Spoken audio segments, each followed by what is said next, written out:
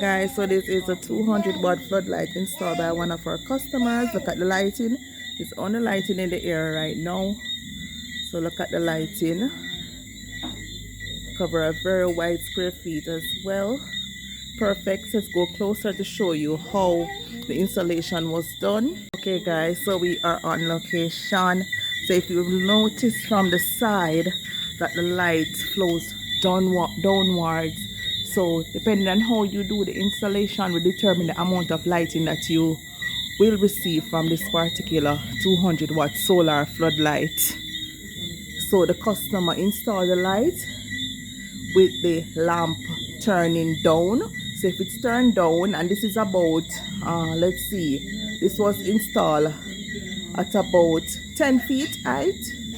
The height of it is about 10 feet, and the lamp is projected down and outward, so you get more lighting from it as opposed to if you install the lamp with the lighting facing upward or straight ahead.